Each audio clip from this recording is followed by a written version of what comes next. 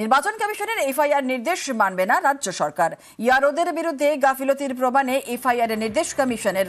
রাজ্যের প্রশ্ন, ভোট ঘোষণা না হওয়াতে কিভাবে নির্দেশ কমিশনের? এফআইআর নির্দেশে ক্ষুব্ধ অফিসারদের সংগঠনও, প্রয়োজনে আদালতে যাওয়ার ভাবনা।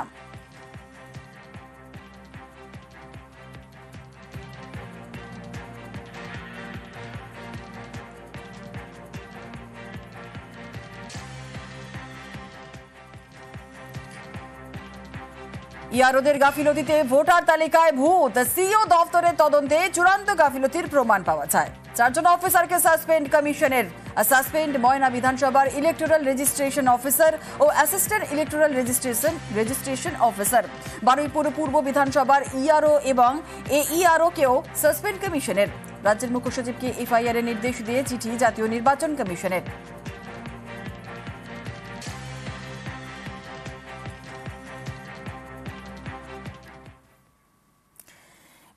বেওয়ারিশ ভোটার কার্ড নিয়ে তৎপর কমিশন। ভোটার কার্ড থাকলেও ভোটারের হদিশ নেই। উত্তর 24 পরগনা ইআরও দফতরে পড়ে রয়েছে 300 এপিক। 20 আগস্টের মধ্যে জেলা শাসকদের কাছে বেওয়ারিশ ভোটার কার্ডের রিপোর্ট তলব।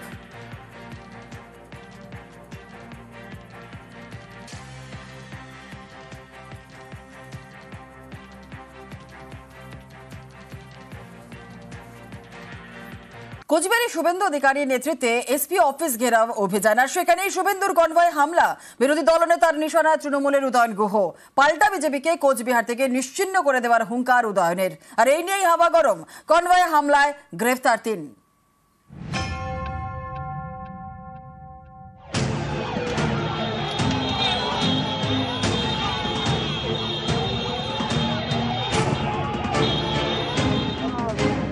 এটা যখন ভাঙতে পারেনি, পাথর দিয়ে এটা ভেঙেছে, পাথর দিয়ে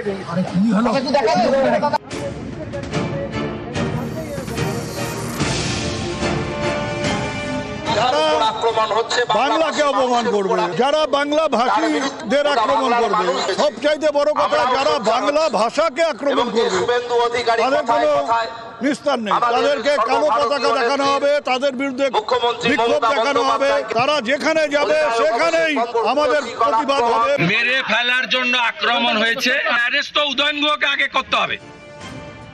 বিরোধী দলনেতার কনভয় হামলা, ধুন্ধুমার কাণ্ড কোচবিহারে।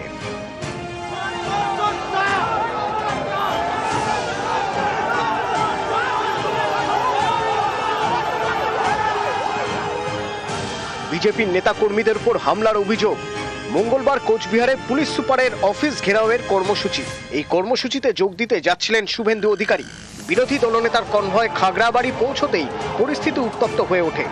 বিক্ষোভ দেখাতে শুরু করেন রাস্তার দুপাশে দাঁড়িয়ে থাকা তৃণমূল কর্মী সমর্থকরা। হামলা হয় শুভেন্দু অধিকারীর কনভয়ের উপর।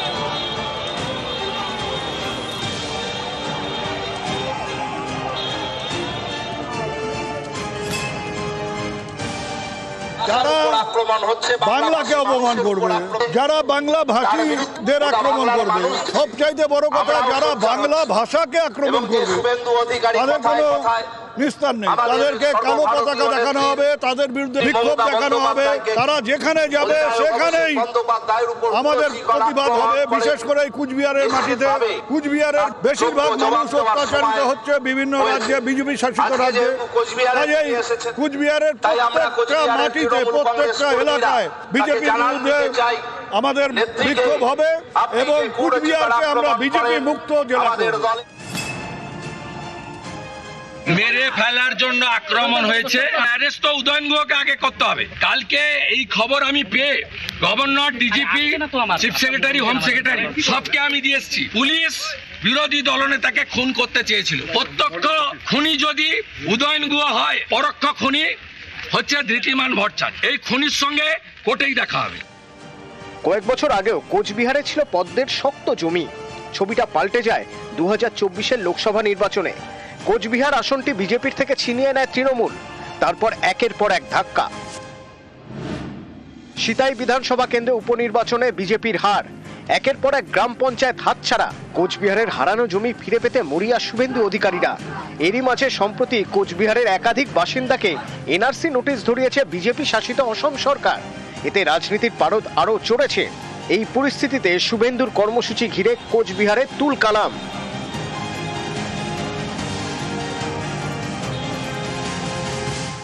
কুচবিহারের প্রত্যেকটা মাটিতে প্রত্যেকটা এলাকায় বিজেপির বিরুদ্ধে আমাদের বিক্ষোভ হবে এবং কুচবিহারকে আমরা বিজেপি মুক্ত জেলা করব।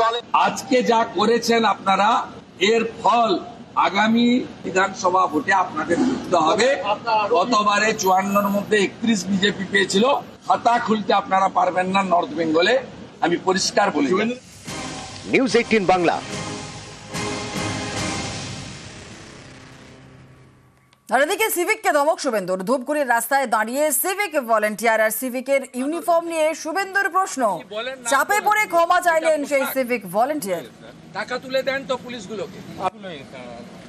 হাইকোর্ট বলেছে, আরে আমার পা ধরবেন কেন? আপনি বলেন, নাম বলুন, এটা পোশাক। টাকা তুলে দেন তো পুলিশগুলোকে। আপনাদের বেশি দিন না, চিরদিন কাহারও সমান নাই যায়। এই হচ্ছে সিভিক ভলেন্টিয়ার। মাল তোলো, আইসির কাছে জমা করো। দেখুন পোশাক দেখুন, সব মোড়ে একটা করে দাঁড় তোলা তোলা সিভিকদেরকে দাঁড় করিয়েছেন সব তৃণমূল। ওই ছেলেটা তো আইডেন্টিফাই হয়ে গেছে, নাম বলুন, নির্মল রয়।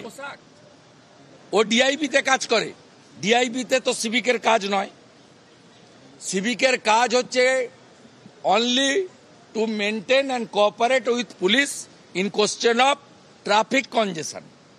এটা কলকাতা হাইকোর্টের স্পেসিফিক অর্ডার রয়েছে এবং তারা যে হাইকোর্টের নর্মস ভায়োলেট করছে এইটা এক্সপোজ করার জন্য অত্যন্ত সোবারলি আমি এটা এক্সপোজ করেছি।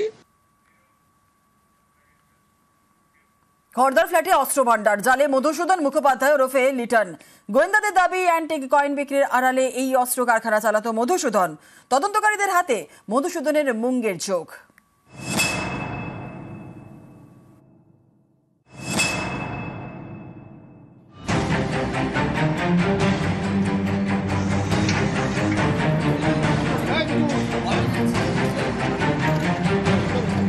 উত্তর 24 পরগনার খড়দা এখানকার রিজেন্ট পার্কের একটি ফ্ল্যাটে সোমবার সকালে তল্লাশি চালায় পুলিশ।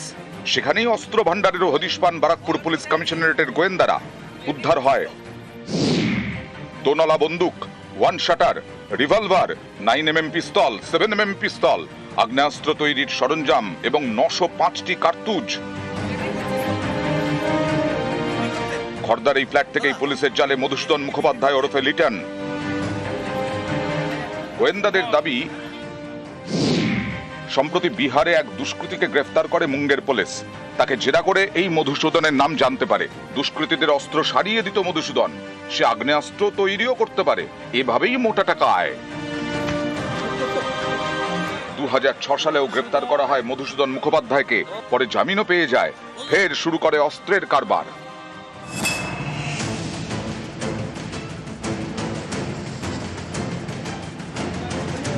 মধুসূদন মুখোপাধ্যায়ের ফ্ল্যাট থেকে আগ্নেয়াস্ত্র ছাড়া উদ্ধার হয়েছে 248 গ্রাম সোনা, 1,04,000 টাকা, ডেবিট কার্ড, সোয়াইপ মেশিন, 10 কেজির বেশি প্রাচীন মুদ্রা। তদন্তকারীরা জানতে পেরেছেন, নজর এড়াতে প্রাচীন মুদ্রা এবং অ্যান্টিক কয়েন কেনাবেচা করত মধুসূদন। আড়ালে চলত এই অস্ত্রের কারবার। ধৃত মধুসূদনের পৈতৃক বাড়ি পানিহাটিতে। অনেক বছর আগে এই বাড়ি সে বিক্রি করে দেয়। প্রায় 10-12 বছর আগে বাড়ি বিক্রি করে চলে গেছে। লোক ভালো না। আশেপাশের লোকজনদের বক্তব্য উনি মানে মিস্টিরিয়াস। সকলেরই একটা বক্তব্য যে আমাদের সাথে মিশতো না, প্রতিবেশীদের সাথে ভালো সম্পর্ক ছিল না। পানিহাটির বাড়ি বিক্রি করে খড়দার রিজেন্ট পার্কে ফ্ল্যাট কেনে মধুসূদন। সেখানেই তৈরি করে অস্ত্রের ভান্ডার, অস্ত্রের কারখানা। নিউজ 18 বাংলা। জীবিত স্ত্রী শ্রাদ্ধ, সম্পর্কের করুণ পরিণতি হিঙ্গলগঞ্জে। ভালোবেসে বিয়ে সেনাকর্মী নরেন নায়কের। 3 বছরের মধ্যে সম্পর্ক ভেঙে যায়। অন্যত্র বিয়ে করে নরেনের স্ত্রী, আর সম্পর্কে ইতি টানতেই জীবিত স্ত্রীর শ্রাদ্ধ। আমি জীবন থেকে পুড়িয়ে দিচ্ছি। আগুন চলে যাচ্ছে, ও জ্বলতে থাকবে। প্লাস্টিক এইটা আমি ওর থেকে নিজেকে আলাদা করে নিলাম।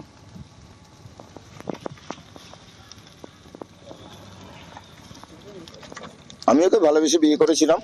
3 বছরের মতন হলো, কিন্তু মাঝে মাঝে এমন কিছু ঘটনা ঘটিয়েছে বা হয়তো ও ভেবেছিল আর্মি থেকে রিটায়ার্ড, প্রচুর টাকা পয়সা একটা পাবে সেইটা আমি একটা প্রচুর ঋণদেনায় জড়েই গেছি, তো ওই জন্য হয়তো দেখলো না এখানে সুবিধা হবে না, সে তার নিজের রাস্তা বেছে নিয়েছে। তো নিজের রাস্তা যখন বেছে নিয়েছে ভাবলাম এরকম তো বারবার ওরকম করা যায় না, তাই জীবন থেকে দূর করে দিলাম। হ্যাঁ।